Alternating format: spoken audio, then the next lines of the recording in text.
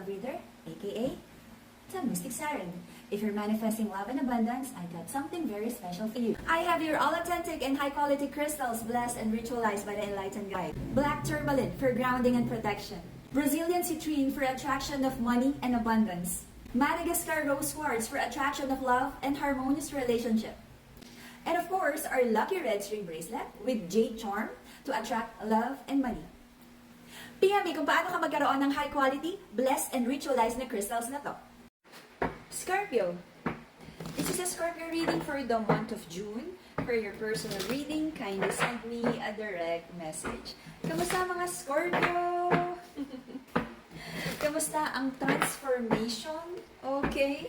Nakalusot na ba sa isa pang pagsubok sa buhay? Okay? Huwag masasawa sa pagsubok. Scorpio reading for the month of June. Okay. Tingnan natin ang love life ng mga Scorpio. Scorpio reading for the month of June. For your personal reading, kindly send me a direct message. Alright? Game. The Emperor. Okay. Okay, in this love reading, I feel yung Emperor is taking charge and control sa partnership na to. And sabihin natin, no, may pagka, very Scorpio, may pagka possessive and gusto mong may control ka sa mga bagay, especially kung masculine. Kasi nagkaroon ng mga hindi magandang situations in the past that you feel defeated. But right now, I feel meron kang gustong i-pursue na person na maging mas maayos yung relationship mo with the feminine. Ayan na naman, nagkaroon, this is Scorpio energy, the death card, death and rebirth, the phoenix energy. Marami kang iniisip na bagay na ano ba talaga yung kaya mong gawin, kumbaga solution-oriented, para mawala na yung mga wino-worry mo, at yung mga bagay na nagpapabigat sa connection na to. Okay? You're trying to manifest something na, kumbaga, na magkaroon ng maganda or positive outcome yung connection na to.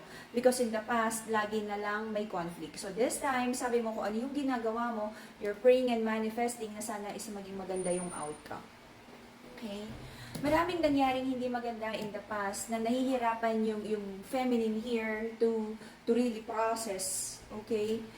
She feels stuck, especially with working on yung financial stability, na feeling ng feminine is walang growth in terms of, financial goals. So sabi ng masculine here is like pati naman siya nagiging impatient kasi ang dami ring mga nangyaring hindi maganda sa negosyo or sa work wherein yung finances parang na-sacrifice, I don't know, may pinagkagastusan or may mga investments yung masculine na hindi maganda yung outcome. So right now, marami kayong nirarush na decision and mga plano para makuha nyo yung pangarap na gusto nyo. Okay? You and your person, this could be a business or a love partnership. Okay? Let's see. Sobrang na-obsess ka sa goals mo kasi gusto mo nang mangyari to right now. The reason for the reading is meron kang mga dapat na investments, meron kang mga gustong effort para sa person mo, but you're trying to stop yourself and niisip mo na gaano pa ba ka-worth it na magbigay ng effort, attention, or investment sa connection na to. You're trying to find the wisdom. I feel in terms of a love connection, yung masculine here, may pagka, sabihin natin, emotionally manipulative sa person niya in the past. In the past, linawin natin. In the past. Okay. Nag-i-invest naman yung masculine here, but I don't feel na ito yung, kumbaga, para sa masculine, ito na eh. Ito na yung duties niya and responsibilities as a partner, business, or love.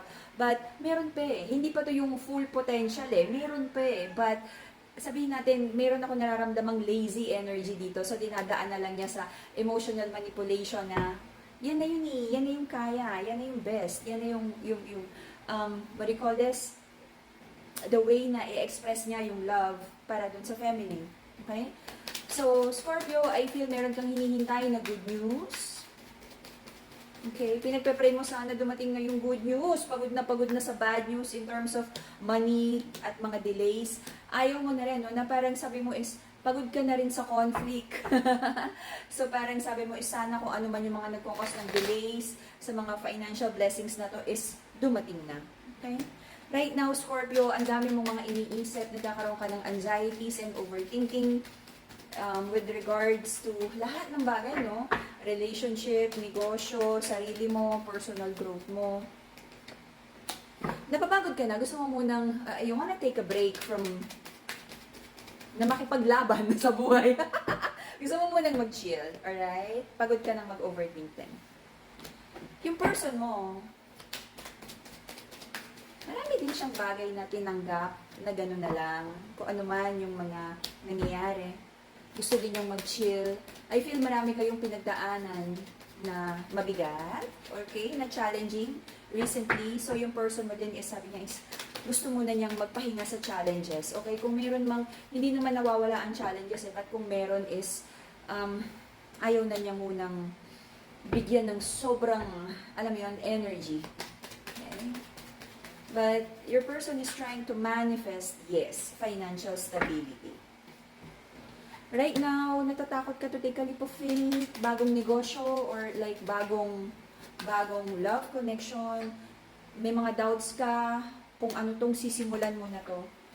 Okay? Sabi mo kasi, dumating ka na sa point na binigay mo naman yung lahat, sinubukan mong mag-invest sa mga love connection, business or love.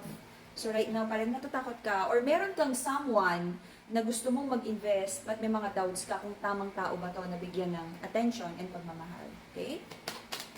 New love interest. So in the next 3 months, I feel yung mga wino-worry mo, hindi madaling solusyonan, responsibilities na paulit-ulit, kasi this is like unending, no, na responsibilities, na burden, na pain.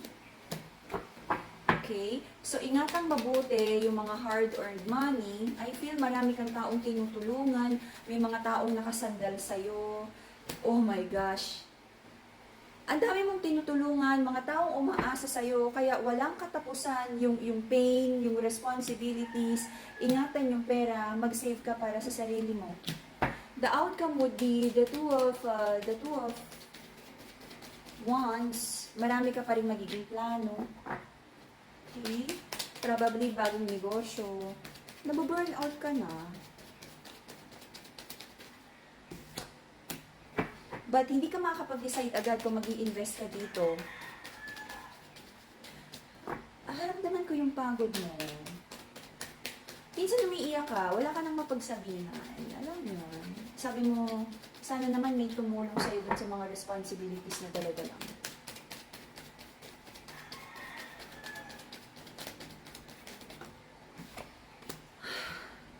Moving forward, moving away from challenging situation is medyo maraming responsibilidad na mahirapan kang tapusin or takasan. Baka naman ikaw din yung nag-commit. Hindi mo rin nga alam kung paano to tapusin. I don't know, ano tong mga pasan mo? Pasan ko ang daigdig. Gagawa ko ng movie ng mga Scorpio. Pasan ko ang daigdig. My gosh, ang dami-dami mong ang dami mong pangarap para sa sarili mo, para sa pamilya mo, but kumbaga this feels like extended family and friends na mga tinutulungan at sumasandal sa iyo, mga kaibigan, no, na hindi mo naman responsibilidad. So balansehin mo naman kasi parang ang dami-dami mong sinasalong tao na hindi naman para sa iyo. You have, sabi natin, the night white complex. Okay? Tantyahin, hindi natin kayang saluhin lahat ng tao sa earth, okay? And that is the Scorpio reading for the month of June. See you again in a few days for your bonus reading. Bye-bye, Scorpio!